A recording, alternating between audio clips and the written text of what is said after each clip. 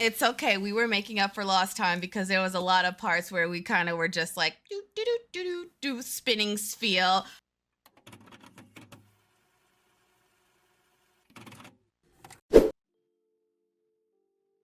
If you're positive, you better bless this space. If you are negative, you better get up on my face. If you are positive, you better bless this space. If you are negative, you better get up on my face.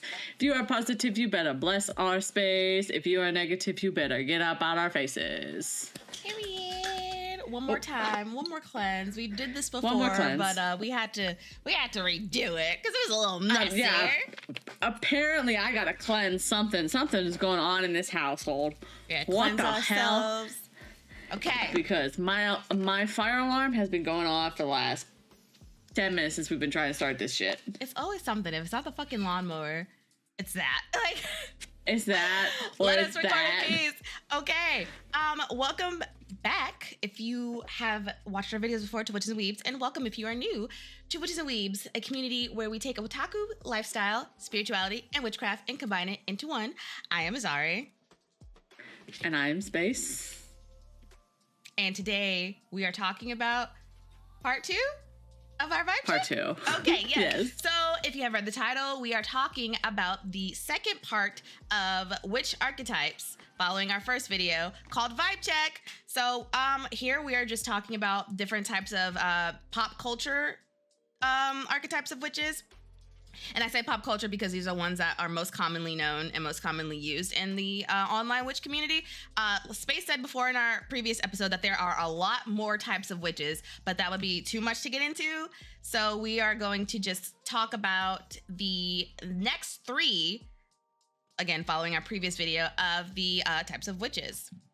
And eventually we'll go on and make another one that we talk about 3 more once we've done some more research on them, because these are the ones that we know quite well. Mm-hmm. And we've done, at least for me, I know all of these particularly well because they've all been elements of witchcraft that I've been interested in. Mm-hmm. So I was able to talk about these very easily. However, I discovered there's things like cottage witches that do everything.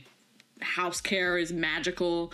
And various other witches that I don't know and would like to do more research on before I speak on them. So we will get back to you on more vibe checks later. That's what we do. So. We make sure we know about things before we talk about things, because if we don't know shit, then we are just going to be blabbing and it's not going to make sense. And y'all going to look at us like, are y'all okay?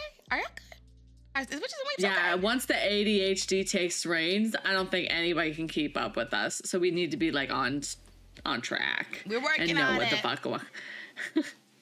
We're working on it. It's a work in progress.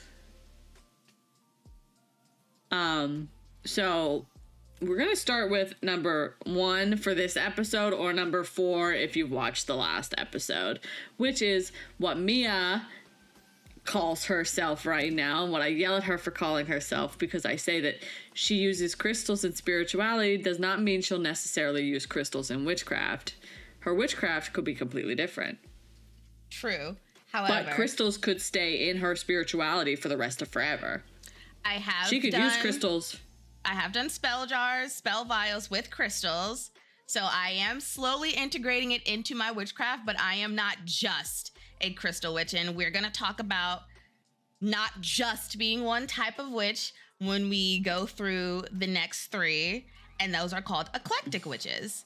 So that is a most common term. Which is what I would be, technically. For a witch that does not specifically specialize in one thing, and we encourage that apprentice witches or even elder witches don't necessarily focus on just one type of thing. But there are some that do. They probably have something that they're very good at naturally, and that's just happens to be their focus. But it's just that it's a case of that's what comes really good to them naturally. Right.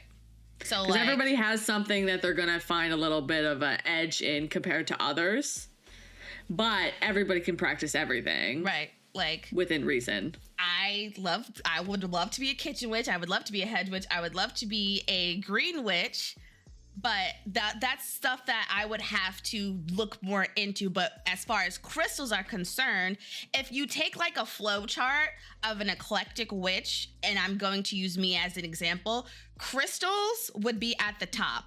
So if someone's like, oh, she's a crystal witch, they're not necessarily wrong, because that's my main thing.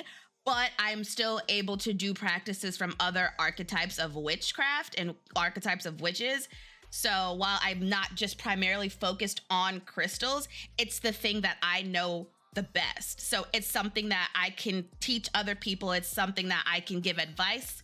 And it's most commonly used in what I do with in terms of like spell work and other sources of witchcraft. Just because I really like them. They're really pretty and they make me feel good. But as I was saying, this could be like something I started out collecting crystals.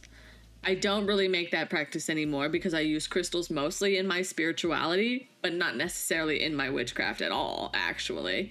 I don't use crystals in most of my spellcrafting and most of my witchcraft, but I still use them in my spirituality. So at one point I was what one consider a aspiring crystal witch, who decided, I don't want to use crystals in my spirituality. In my witchcraft, it doesn't really feel right. Mm-hmm. But I still want to use them in spirituality because they do feel right there. So it's just a matter of different paths. Mm-hmm. So first, you meditate with the crystals. Of course, you use them to set your intentions. You research the crystals that need certain specific properties. Amethyst for intuition and spirituality, rose quartz for love and emotional healing, citrine for abundance and positivity. You select the crystals based on your specific intention that you're looking for, and you build a collection of crystals. What are you laughing at? Keep going. I'm just gonna plug after you're done. And you create a collection of crystals that connect with different aspects of your intentions. Like you have one that focuses on love, you have one that focuses on abundance, you have one that focuses on protection, you have one, you've got at least several pieces of this to cleanse everything, because that's what this shit does best. So that's what you start with doing as a crystal witch. For anyone interested in learning about crystals and their properties, I have a YouTube short series called The Crystal Corner that I really haven't been updating, but I'm absolutely going to update. So if you are especially now that we've talked about crystal witches. Yeah. So if you are interested in learning about crystals and their properties, I am trying to learn more about crystals for my spirituality, because I feel like meditating with crystals and just existing in crystals' presence makes me feel better, but I don't want to use them in witchcraft. So I need that short to come out. Thank you very much. If you're not keen on watching videos and you're a reader, The Crystal Bible by Judy Hall is a very good reference book. It talks about all types of crystals and where to find them and their properties and all the different variants of crystals. So I absolutely recommend purchasing this book if you are very, very interested in crystals. Make sure you do your own research as well, because again, it's a reference book, but I would definitely purchase that.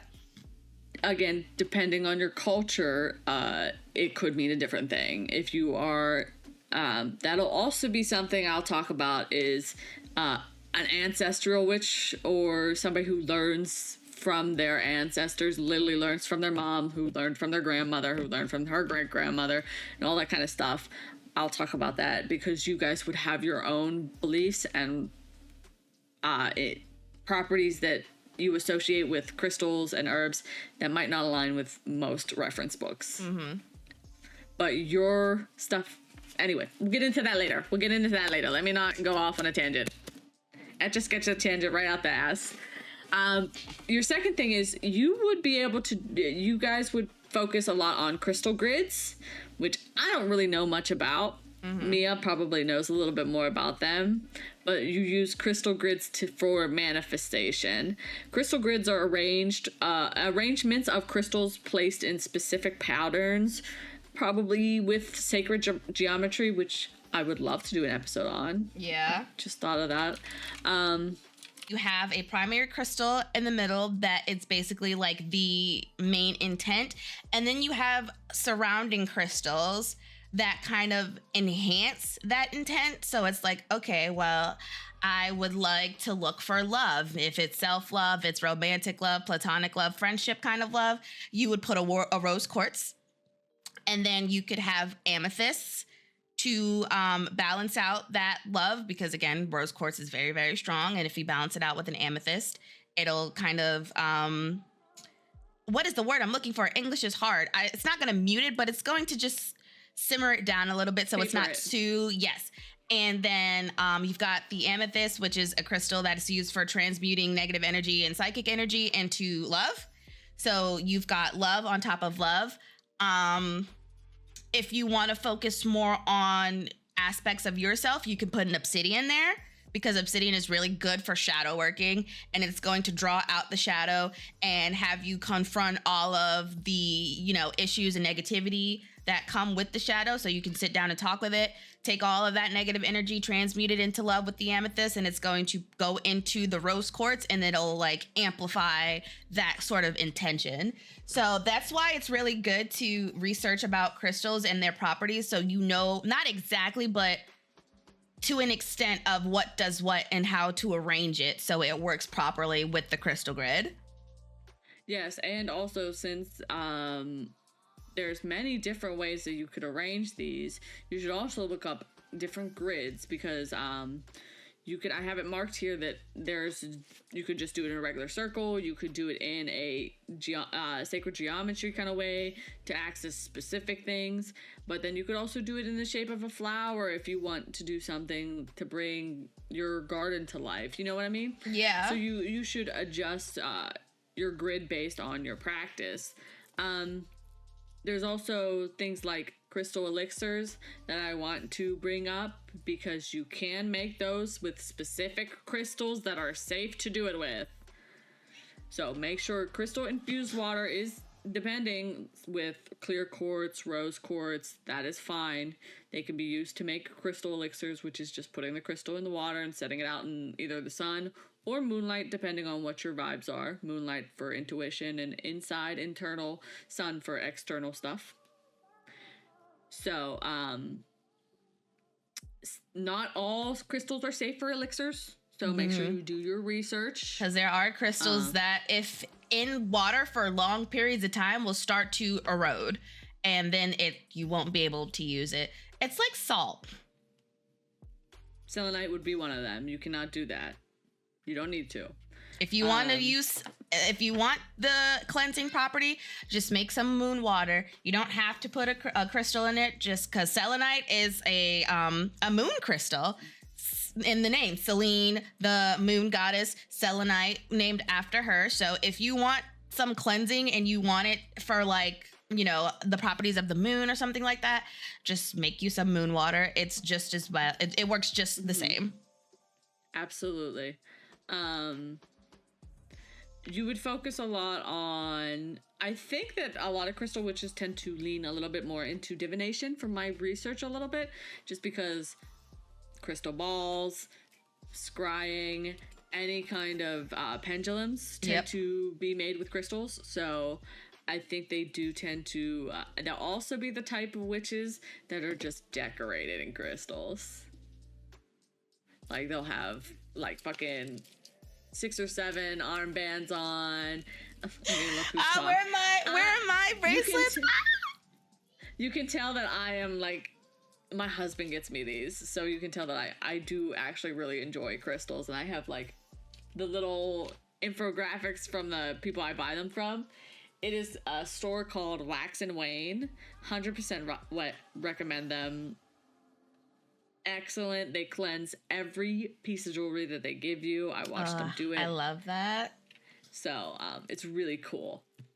Yeah, like I would say divination is one of the main things that crystal witches focus on, because with crystals are all about feeling and intent, and that's why majority use it in spirituality, because in terms of crystals are for the betterment of yourself, and that's why they're mostly used in like self spells and not really like, you know, like a love spell, like, oh yeah, I've got this rose quartz, but this rose quartz is not affecting the other person because it has your energy in it. So it's more focused on you internally.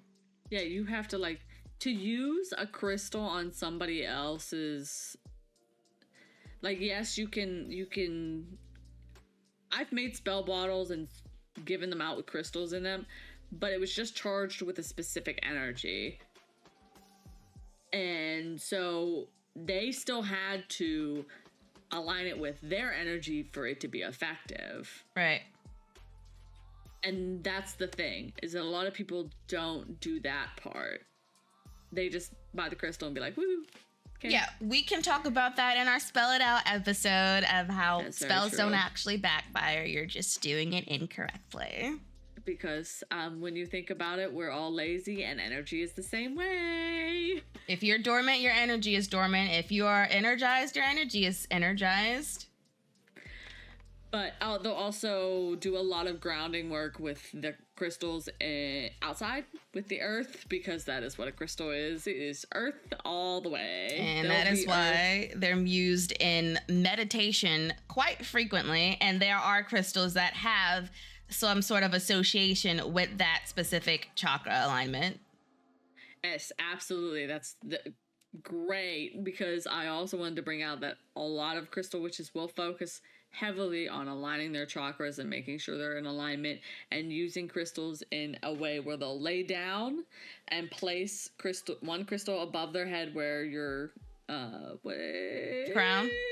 crown would be, and then crystals at each chakra point. Yep. In a way of aligning more accurately with their crystals. So a lot of crystal witches is more inside. It's more work. Wellness for them rather than actual spell work. And if they do spell work, again, it's for the wellness and the betterment of themselves. Now, if other people decide, hey, can I have some of that crystal energy, some of that crystal magic? Then you go, here. You like cleanse them with a selenite, or you can put like an amethyst where the third eye chakra is, or you can put an amethyst where the crown chakra is, or you could put a citrine where the is it solar plexus? Solar plexus. I think it's solar plexus because it's root. It's root sacral. I'm pretty sure it's root sacral. And then solar plexus. Yes, I want to believe so. So, you get a jasper. You can put it at your feet and like just use it for meditation. Like, or you don't even have to put it in that position. You could just cup it in your hand, have the intent, say if you're doing, a root chakra, I am, affirmations, et cetera, et cetera. Your root chakra is actually at the base of your spine, where your tailbone is. Okay. There we go. Not the feet. So don't listen to me. Not the feet. It's actually where your tailbone is. That's where your chakras start. So. Gotcha. You heard it here first. Because I think that they take it's from the sitting position, like you would be comfortably on the ground, and that's when they take since that's not, humans wouldn't want to stand when they're like trying to relax, I guess. Unless that's how they relax and that's what they're into, then by all means go for it, but we don't do that here. Yeah. No. We're not encouraging that kind of lifestyle, but if that's what you want to do, then go off. Go off. But I think that's a good place to wrap up Crystal Witches, because it's a lot of introspective stuff, and I do want to move on to the next one, which is Moon and Lunar Witch. This is the bitches that work under the cover of night all the time. My people. Yeah, honestly, I am the type to wake up at 1 o'clock in the morning and stay up until the sun comes out, and then I'm like, okay, I'm going to sleep now. I can't believe space is nocturnal. I think I am actually a little bit nocturnal because I'm like trying to go to bed at like 6 o'clock to wake up at 1. I just want the nighttime already. That's where we flourish the most. That's where we get the most energy. So given is this witch works with the moon phases. You know the moon inside and out. New moon, I'm gonna give a quick rundown from my understanding is new moon, new beginnings. This is where you begin things. Waxing moon equals growth, attraction, building energy because the moon is getting bigger. Full moon is the peak energy for lunar spells, powerful spells, celebration, gratitude, any kind of like you want to say thank you to the spirits. Full moon is your bitch. The waning moon is time for releasing because of course the moon is getting smaller. Energy is going bye-bye, let it go. Banishing, letting go. You use this time to get rid of unwanted habits, negative energy, and lingering attachments. You'll do a lot of as a lunar witch, you'll do a lot of full moon rituals. That'll be your best friend because that is the peak of the moon energy. You'll do things like moon bathing, which is also where the naked lady in the forest in the water comes from. Oh my God, she's a witch. This is exactly where it comes from. It's like sun tanning, but at night and with the moon. You're moon bathing. You're moon bathing. Soak up that moon energy. You'll do moon water in various stages, but you'll focus largely on the full moon because it has the best energy for spell working. You'll work a lot with Diana, Selene, any of the moon goddesses. Damn, there's more than that, aren't there? Yes. Hecate. I don't know how to pronounce this one. Cerrid. I don't know. I haven't studied that mythology. I'm gonna pull up my little handy dandy speech to text app. Please, no, not speech to text. Text to speech because I don't know how to talk. Text to speech reader because I learned that I don't know how to sound things out in my head. Caridwen? Sherdwin. Is this a it's a Welsh goddess. Okay, yeah, I was gonna say Scottish. Okay, well that makes sense why it's pronounced that way. Yes. So you'll do a lot of work with those type of goddesses. Ooh. I wrote all this and then like now I'm going back to remember it. Nice. You'll use the energy of the position of the moon in the zodiac as a way of fine-tuning your spell work. That's a good point. The moon moves into a new zodiac every 2 to 3 days. That's the part I learned. Just for the record. Okay. So we're recording this video. I'm going to break the fourth wall. We are recording this video on November 14th right now. And hold on us. And I'm only saying this because the 15th, the day after today, is going to be a full moon. And so once this video comes out, it's going to be back, I think, into waning before it's new moon and then starting back into I think waxing. It might almost be at new moon completely. That's a fair point. I think it's a 2-week cycle for full to new moon. Okay, because last time I checked transit,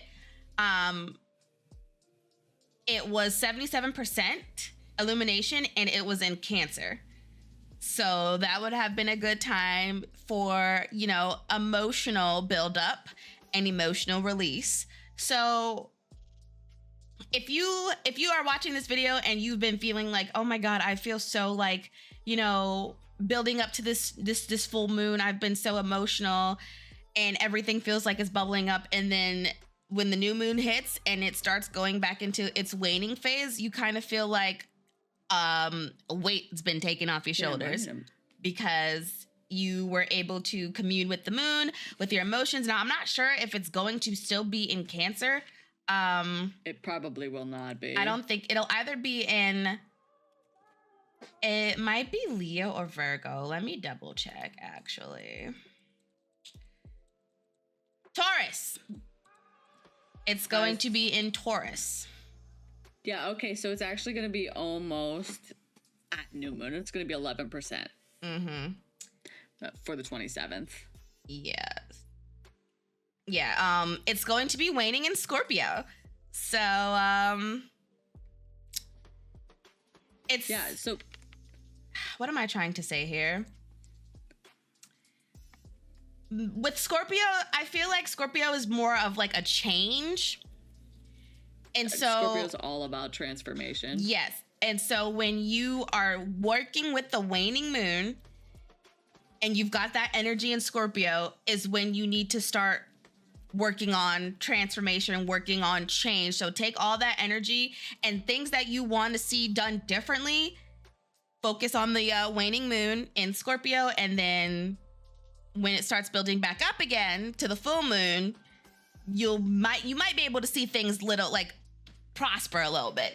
You know, you might see things going into effect afterwards you do that. So if you are interested in, you know, working with the moon, being a lunar witch or a moon witch or any of that, make sure you pay attention to the transit so that you can set your intention to work with the phases of the moon and whichever it's a great sign they're way in to fine tune your spell work. Because if you're paying attention to all those little details, the energy is all working for you. Of course, you don't have to. You don't have to at all. Yeah. But this is just for an element of a moon witch. Right. You would create a moon altar focused specifically on the moon, decorated in silver, blue, or white. Crystals like moonstone or selenite, because those have a strong lunar connection. Those crystals would be your best friend, along with labradorite. Is that how it's pronounced? Labradorite is good. Lapis is also pretty good. Sodalite is also good. Anything that I feel like anything that talks about intuition, psychic intent, because that is what the moon does. The moon, working with the moon is, again, a lot of internal work. This is when you're looking inside and working on yourself, because the moon is all about intuition, psychicness, connecting with your higher self. You'd also do a lot of dream work, actually,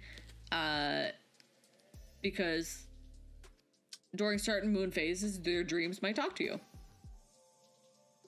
So, moon phases will affect your dreams.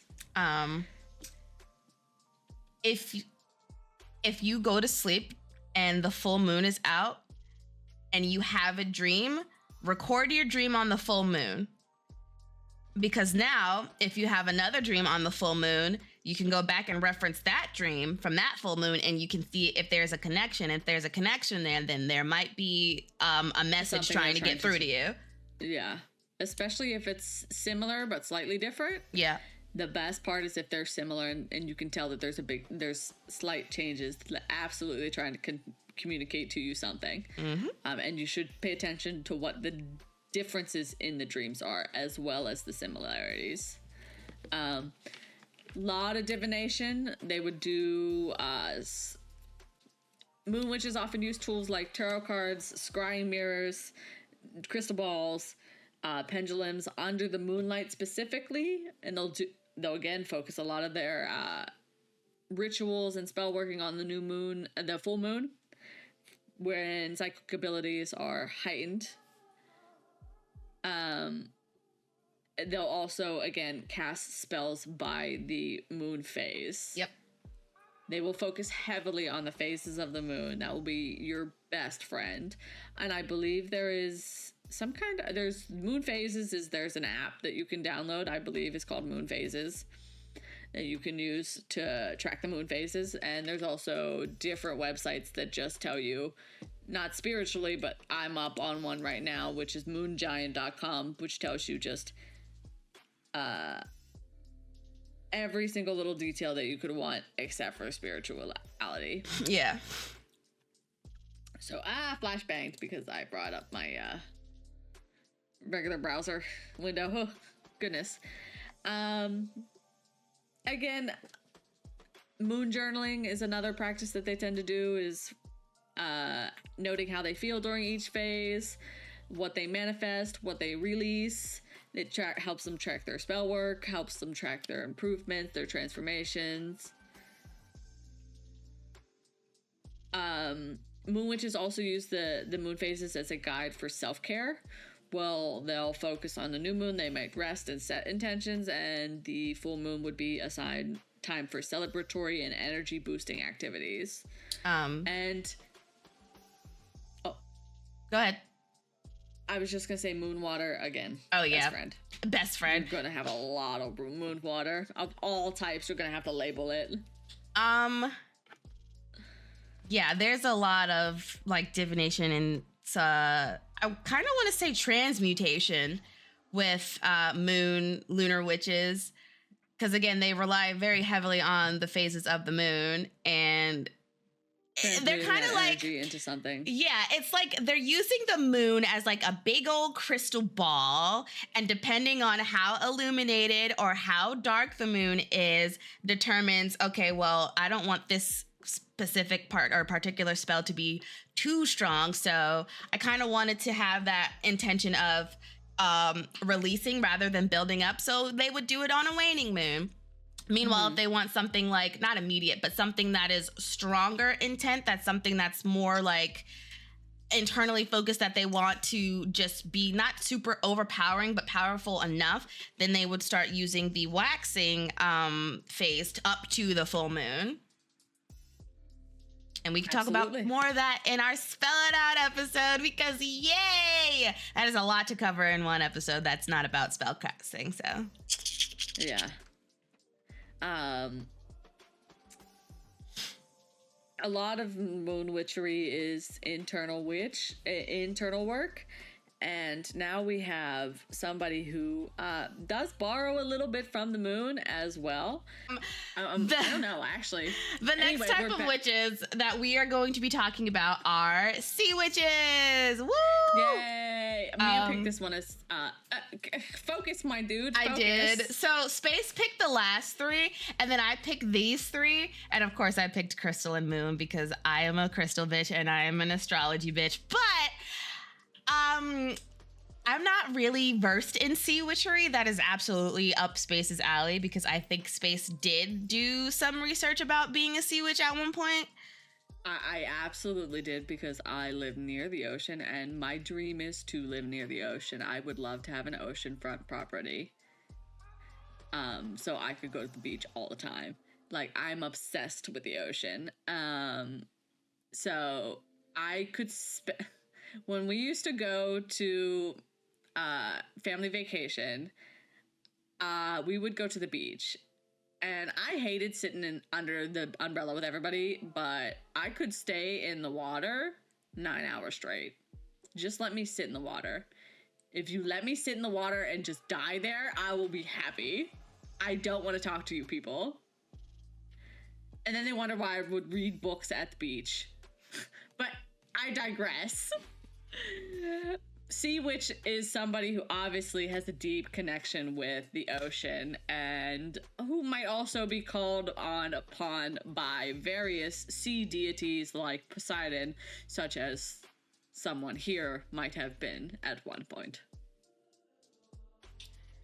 It ain't me. Just so y'all are aware, it's not me. Yeah, it's most definitely me. It was not my intention. All I wanted was to do a little divination with some pendulums, and this man just started talking to me. I was like, bro, you ever just get, like, he just started spelling his name, and it was crazy. And then I had to do, like, 3 hours of questioning later to verify, but you know what I mean. That is how you make sure that it's not a trickster. I had several long I would do 30 minutes at a time because it's very energy draining to actually commune with gods. But we had many meetings where I verified that it was actually that dude talking to me. Poseidon himself was like, "Sup? I've been waiting for you. What's up? You like the water? I'm here. I have been calling you since you were a child. How have you not figured this out yet?" Because I was a child. What do you mean? I was a child. But I was always very, okay, little story time about space, being very spiritually in tune. Because I talked to my grandmother about my dead grandfather sitting at the edge of my bed when I was 8, right after he passed. And she 100% believed me because I told her that there was an indent from where he was sitting. And she was like, how the fuck would you even know how to describe that without it actually being there? You're 8. You are 8? But it's also like children are more spiritually connected because they're kids. That's why she believed me. I do have to give my grandmother credit. She 100% believed me for that story because she referenced it for the rest of my life. She's like, I know my grandfather visited after he died because she referenced me. She was like, I know he spent time around here. He communed with one of us. The rest of us just couldn't hear him. So she had no, like, disbelief for me. Like, yeah. She was like, yeah, you're 8. For you to believe, to make that up would be impossible. I believe you. So, I've always been a little bit in tune. So that's probably why he was like, where the fuck you been? I've been calling you since you were 8. It's like Moana. But you'll obviously feel as a sea witch, you will feel a deep connection to water. You will feel at home in the water. You will feel revitalized when you get into the water. I need to go to the beach so bad. TLDR, you're a mermaid. Congratulations on being a mermaid. The water is your home. Go explore it. You probably imagined yourself as a mermaid when you were a kid. You love watching Little Mermaid. So, however, this does, like I said, this borrows from Moon Witch, because what affects the tides of the sea but the moon? So you work hand in hand with the moon to, since the moon affects the tides, sea witches align their magic with the lunar cycle. Like during the full moon for empowerment, new moon for beginnings, they view the ocean and moon as intertwined because the moon has direct effect on the sea. So they are. You'll use a lot of elemental magic, a lot of water in your spell work. You'll probably use seawater specifically, but any kind of water really. If you can't get to that, many collect seawater in jars during specific moon phases for more accurate and in-tune spell working. So this is what I like. The last 3 that we did all aligned with each other. And these 3 also somewhat all align with each other because there are crystals that are able to survive in seawater, salt water. And that's also a way how to cleanse your crystals. If there is a specific crystal that you have, you can use salt water to cleanse it too. So I wouldn't be surprised if a sea witch also uses crystals in their either their spell work or just whatever they're doing. They will also specifically use any kind of gemstone, because there's things that crystal witches would use, like pearls. That's not necessarily a crystal, but you would use it. Yeah. And it has spiritual properties. A sea witch would absolutely use pearls. Any type of shells would absolutely, any kind of ocean material you would use. If it's found in the ocean, you can use it. Even driftwood. There's, crystal witches sometimes use a thing called sea glass. And because sea witches would also use sea glass. Right.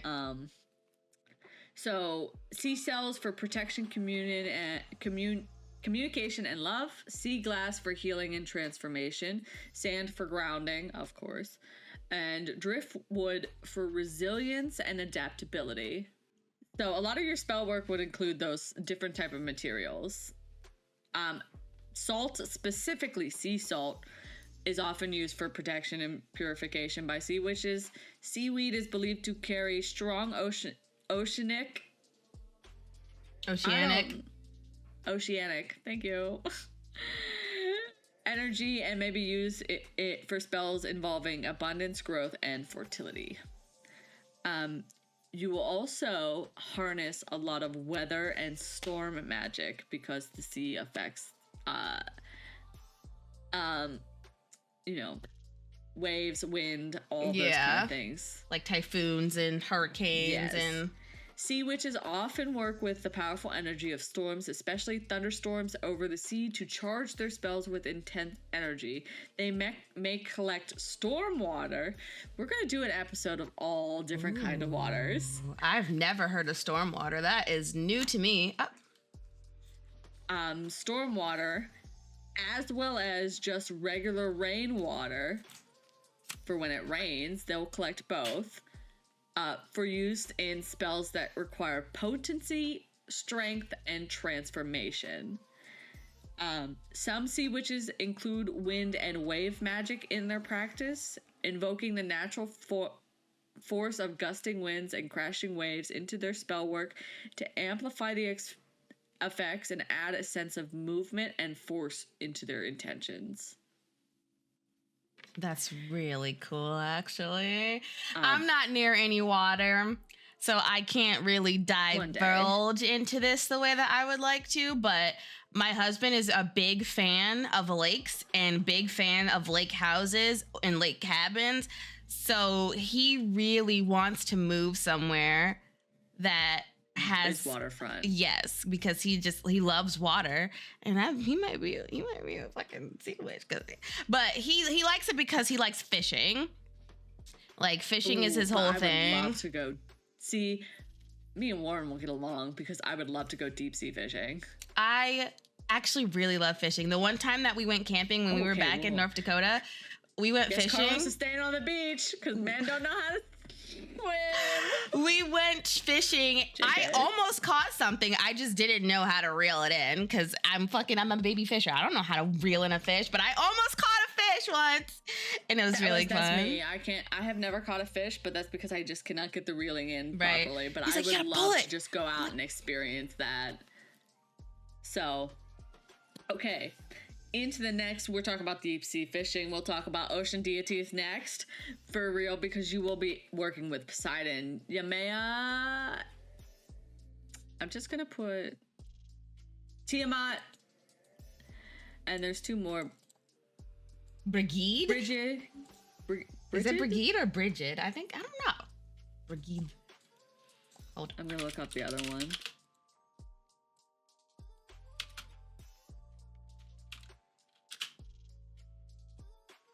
Yamaya? Brigid. That's Norse or Welsh, or I believe. I flashbanged myself. That is Irish. Oh. Brigid is an Irish deity, I believe. Dang. I just looked up sea deities, to be honest. Brigid is an Irish deity. Probably should have looked up which ones they were. Well, it's not an episode about deities right now, so we don't have to worry about it too much. But don't worry, we're going to educate ourselves. That's what we do. If we don't know something, we're going to educate it because we're not about to be feeding y'all false information. That's not what we do here, okay? So, no, that's why we also look it up on the spot if we don't know it. So you'll do a lot of honoring these deities, but also honoring different sea spirits because there's spirits of mermaids. There's spirits of all kind of. There's the sons of Poseidon. There's the daughters of the sea. So you'll work a lot closely with those kind of spirits along the ocean shore and shoreline. You can also do a lot of divination with the water. and the surface of water. Sea witches use a bowl of water or a naturally reflective surface like a calm tidal pool for scrying, gazing into the water to see visions and receive messages.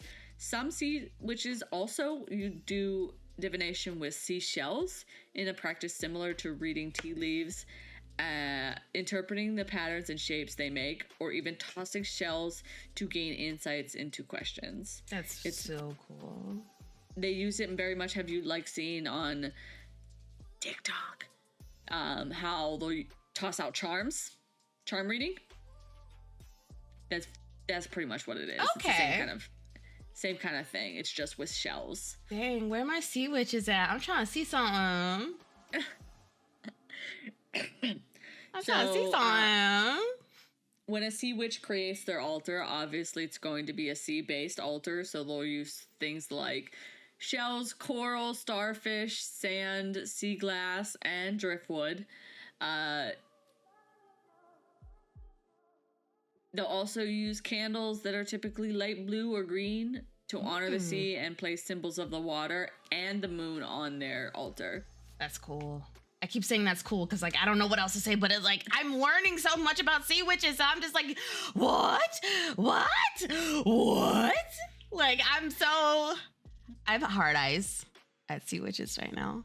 Honestly, I am very hard eyes. This is my jam. Water is my thing. I just want to work with the beach. Like, just let me put my toes in the sand, please. Anyway, your spells and rituals will probably be by seawater most of the time if you can access it.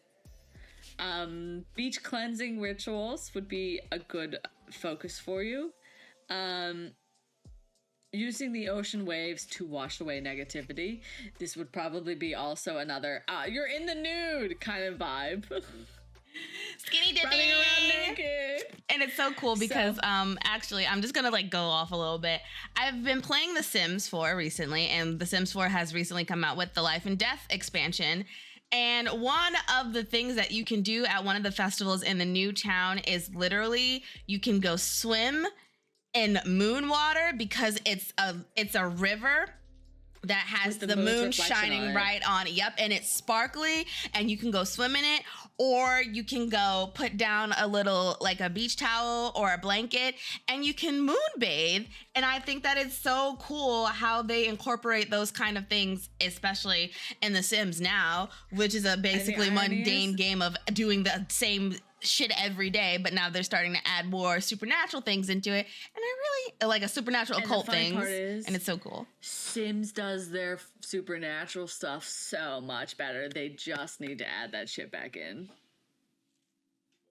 Like now we got wolves and vampires, and you could be a spellcaster or a mermaid, or now you can be a ghost, and it's EA's they're eating. EA cooked a little bit. They're eating, and I'm here for it. This is not a plug-in, but EA, if you do want to sponsor us, we will absolutely show your game off on Witches and Weebs. So, just saying. I literally would love to. Just for the record, EA. Shout out.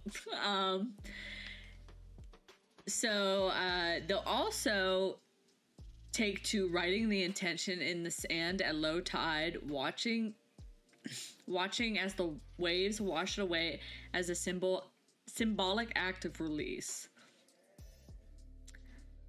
They'll use seawater to create seawater elixirs, as well as moon water elixirs and ocean-inspired elixirs, infusions with sea salt and seaweed. Some sea witches make infusions by placing seaweed and salt into water under sunlight or moonlight, depending on what you're looking for, and then use this as a blessing or purification spray for around their home or onto themselves. They don't drink it, they spray it. Seaweed is really good. Potions are for drinking. Okay? I will say that, yeah. Seaweed is yummy, and I like getting little dried seaweed chips because they taste great. I actually love seaweed, so... And I love sushi. Ooh! I actually saw this kind of... So you know fish eggs, like the roe fish eggs? The orange caviar. ones? Yeah, well, those are super popular in Japan, and they have a seaweed version of it, which is just really just a type of seaweed that forms balls. And it doesn't really look like it, but it's still really cool, and I would try it 100%. I want to try it. I've had the roe before. Like, when I usually get my shrimp tempura rolls, they have like a little bit of it at the top. It don't taste like nothing, honestly. All I taste is seaweed and rice and shrimp and panko. So. Yeah, well, I think it's a very subtle flavor, so it gets overpowered by all that other stuff. But most of the time, they eat it with just rice and some soy sauce on it. Dang, now I want. So. Damn, I'm hungry. Fuck. Now I am hungry for real. And the last thing that sea witches would be very into is environmental causes. They would want to protect the ocean. They would want to protect the life in the ocean. You would be very much a bio-eco witchcraft menace. So, sea witches feel a deep responsibility to the care and protection of the ocean. Many incorporate eco-friendly and conservation-focused practices into their lives, such as beach cleanups, reducing plastic use, and supporting marine conservation efforts. They'll also use a lot of environmental magic to ask for the healing of the ocean, asking for protection and blessings for marine life, and offering their intentions to help restore balance and protection to water ecosystems in a way of giving your energy back to the sea as thank you. TLDR, don't dirty up their home. Sea witches are at home in the sea, and when you're throwing all of those non-biodegradable stuff and literally choking out the fucking fish and fucking killing whales and sharks and all this other crap, you're literally messing with their home. And not only that, but you're messing with home of those gods and goddesses who are house and just shitting on their doorstep. Like, what the fuck, dude? And that's why, okay, like not to put religion into this episode, but baptism, you're taking a person and you're dunking them in water. Water just itself is just a very nice cleansing property. Like, I love taking showers. I love taking baths. I love swimming. I love being in water. Now, I'm not necessarily a sea witch because I don't do any of these practices, but like, I love water. If it's like storming outside, if I had tell me it doesn't interest you though, bitch. It absolutely interests me. I'd be a liar if I said it didn't. And that's why I like, if it's raining, I can't do it where I am right now because people are going to look at me like I'm weird. But like at some point when we get some land and it's raining hard, I will go outside and I will stand in the rain and I will just let it cleanse me like, oh, this feels so good. There's a word for it. It's called pluviophile, where you are just obsessed with everything rain related, the sound of rain, the smell of rain, because you can absolutely tell when it's about to rain because it has a smell. Like, you go outside and you go, it's about to rain. I did that once and my husband looked at me like, how do you know that? I'm like, you don't smell it? It's like, I don't know what you're talking about. Like, it literally smells like it's about to rain. Some people are just not perceptive to that. And lo and behold, it's going to rain. I have some trauma related to thunderstorms, so I'm working on getting over that. But I have come to the realization that I sleep rather well when it's raining. I feel like most people do because it's just calming. It's like, psh, and it's kind of gloomy outside, but it's not the sad gloomy. It's like I kind of want to sit on the porch with a cup of tea and a good book and just watch the rain come down and just relax and unwind and do away with my troubles. Bless you. That's how you know I'm right, because you sneezed. But that's a sea witch in its essence. Which also will lead me to eclectic witch. Eclectic witch is a witch that can do all of it. Yep. You wanna commune with these ocean deities? Sure, go ahead. You want to use this crystal in your salt water? Go ahead. Oh, you see some seaweed that you want to dry and use it in one of your recipes for cooking because you're a kitchen witch? Go ahead. Like, you like sea salt? Go get you some sea salt, purify it to make sure that it's edible, and put it in your food. this path is the one that I would recommend any baby witch, any apprentice witch, and let me not use the baby witch term, any apprentice witch, this is what I would, eclectic, just try a little bit of everything for right now. And you might find that you are better at one thing than the other, but that does not mean that you have to slap that label on you as, oh, I love cooking. I love cooking and I love putting spell work in my food. I'm a kitchen witch. But, you know, you like deep diving in the ocean. You like getting your own resources for your food. You like growing your own crops. You could be a green witch. You like fishing. You like taking out seaweed. You like, you know, getting all the food from the sea. You could also be a sea witch. Like, it's basically, it's an umbrella term for your being an eclectic witch. Like I said, yes. It's a Venn diagram. Like, you've got this, and then you've got it split off to crystal witch, kitchen witch, lunar witch, sea witch. Like, it's, you don't have to be just one, and don't make yourself feel like you have to be just one just because you're particularly good at it at something else. It does not mean that that's the only thing that you should do, because knowledge is power. Ignorance is not bliss. We have learned that recently, that ignorance is absolutely not bliss. So if you feel like you want to go learn all of it, go ahead. Just make sure that you're not doing it to a way that is overwhelming, and then you lose interest in it because it felt like a chore rather than something that you were genuinely interested in doing. Because that's the quickest way to burn yourself out. This is why me and Mia learned together, to be honest, to prevent this. Body doubling. Yeah. This is why we sit together and do these, to learn together, because it helps us just as much as it probably might help one of you out there who is watching. Yeah, so even if you're doing something while listening to this video because you just like the sound of our voices and we're really cool and we sound great when we talk. One day we will be up on Spotify, we will be up on Apple, so you could just listen to us in the background and you don't have to have our faces out here. We can just be your humble friends in the back teaching you just as much as we're teaching ourselves. Yes, this is a learning journey. We are learning. Because I will say that right now, me and Mia are absolutely just eclectic, where we have interests in one element or another, and we are still developing our practices together. So we don't claim any other fucking name but eclectic right now because we have interests, even if we can't necessarily do them right now, such as like sea witches. We have interest that lies in just a little bit of everything. Yep. Because I'm hard eyes at green witch, I'm hard eyes at kitchen witch, I'm hard eyes at sea witch, I'm hard eyes at hedge witch. I'm hard eyes at all of it. I want to learn how to do at least 2 things or at least 2 practices from every type of archetype. Yeah, like I absolutely want to use spellcrafting and recipes for sure. Like, you know, God, and I also want to grow my own food, so why wouldn't I just fucking right? And it's like, if you're looking at it and you're like, well, I don't really have any interest in doing all of these things from other types, I just kind of want to cook my own food and put some spell on it, then yeah, you are a kitchen witch. You don't have to learn about everything, because in a sense, it's like every type of witch can do the same thing. It's just a different method of how they do it. Like, do you think you can divinate with food being a kitchen witch? Probably not.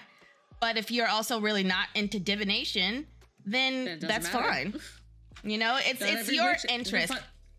The thing is that not every witch will be able to do divination. Some of you just won't be good at it, and some of you will be really good at it. Right.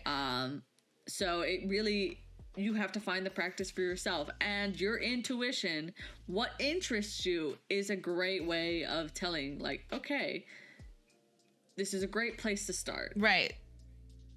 Like, and you might learn something in that practice and be like, oh, I wonder if there's any other way I could do this. And you look into stuff like that. Like, okay, so I can't divinate in kitchen witchery, really, but I would like to find a way to divinate. So let me go look at different ways to divinate. Right.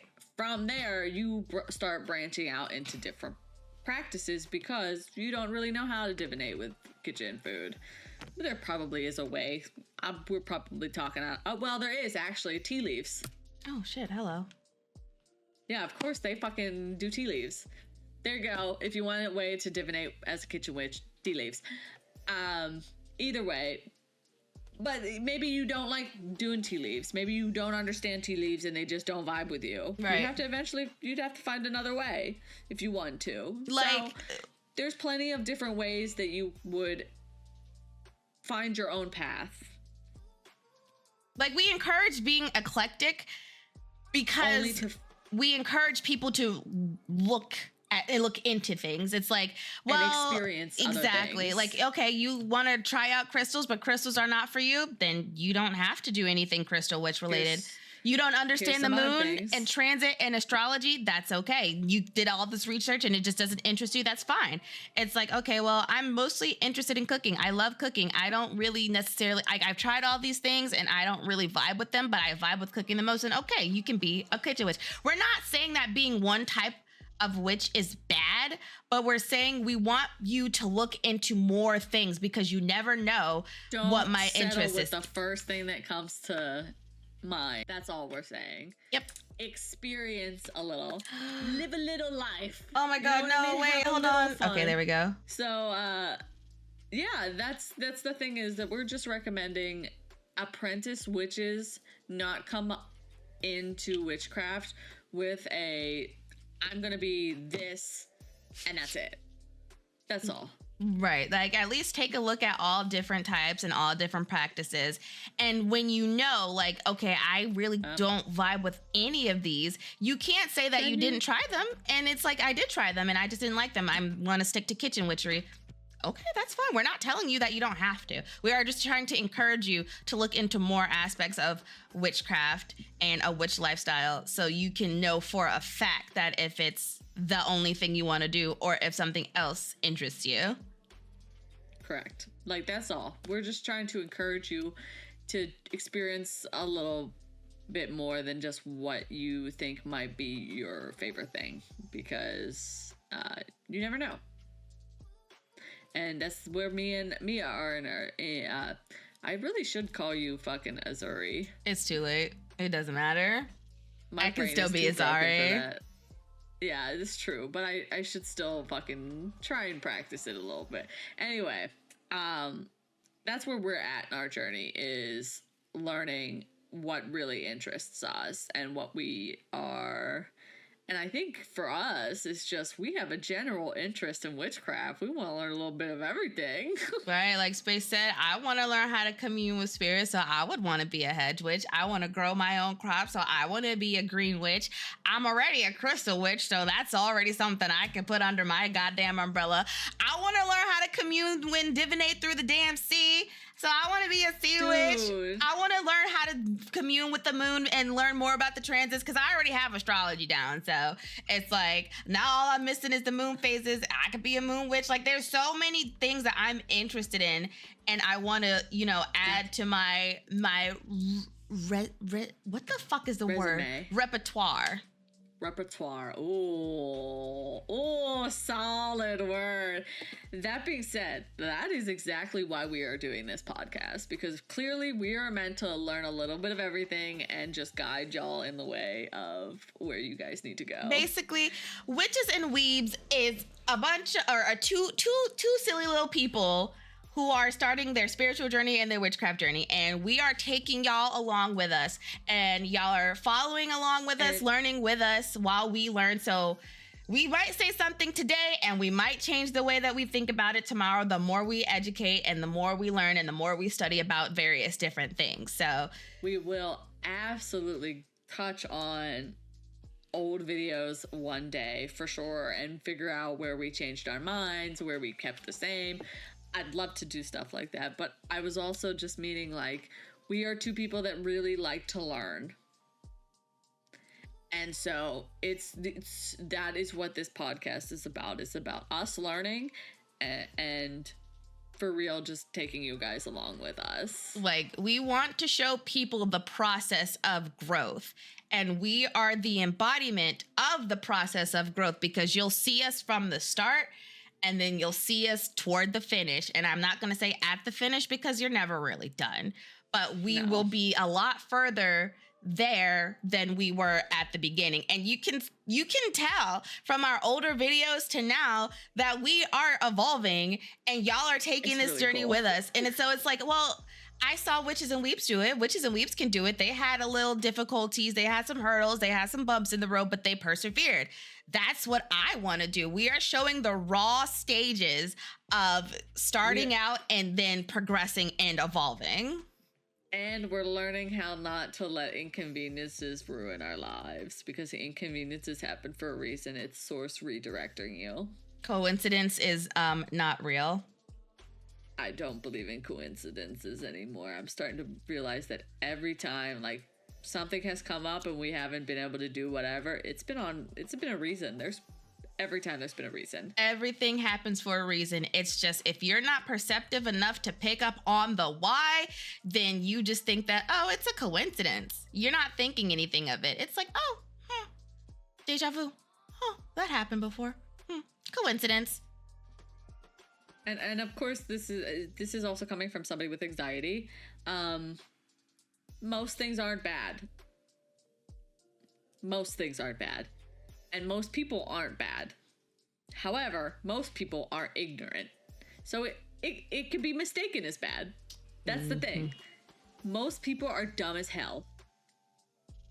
And most of us with anxiety mistake them being stupid as them being mean or malignant or any of that kind of stuff. And it's not. They're stupid and they are in it for themselves. And once you accept that reality, it gets a lot easier to take shit, because you're like, oh, you're one of those. Literally, that's it. Just and they get so offended when you say that too. They're like, oh, you're one of those. Get disappointed, dad voice. Don't argue with them. Just be like, oh, you're one of those. My bad. I thought you were better than that. It's not worth the energy at all. It's not. But that feeling, I'm telling you, it sits with them and it rots them from the inside, because you didn't tell them why, but you left them with the feeling of disappointment, and nobody likes to be disappointed. They want rage, and when you don't give them rage, they don't know what to do. They don't know what to do with themselves, and it eats them alive.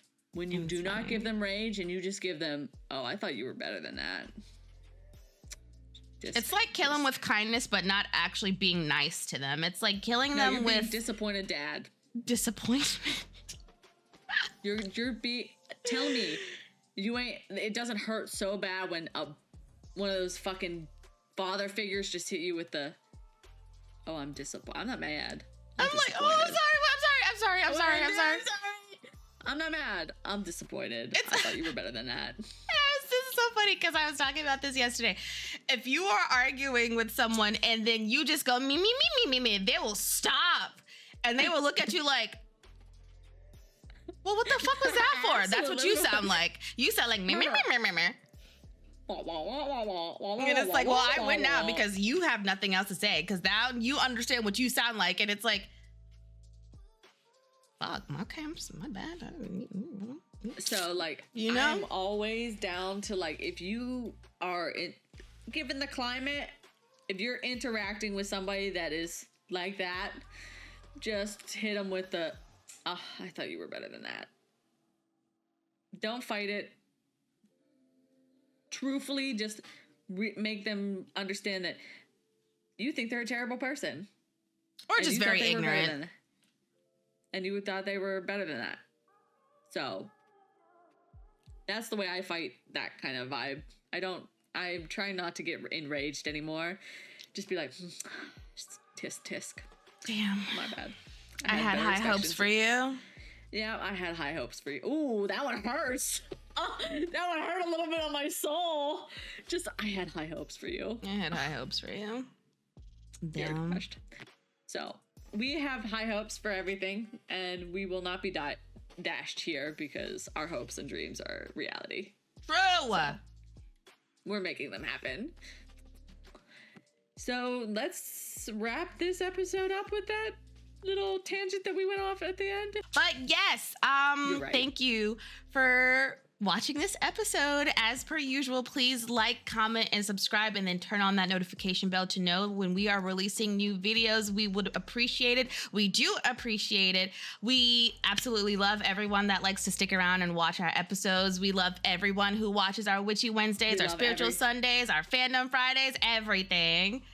Every subscriber, you guys make us so happy. I don't think you guys understand. Y'all are literally motivating us to do this. I did a jig every time we get a little subscriber, so don't feel that we don't appreciate every single one of you, because we do. Absolutely. Last thing is, if you guys have more suggestions for witches and witch archetypes that we could look in for the next vibe check, I would love that, because I have only one really right now, which is Cottage Witch, that I want to look into a lot, but I'm looking for others that I'm very interested in. So let that be sitting in the back of your minds.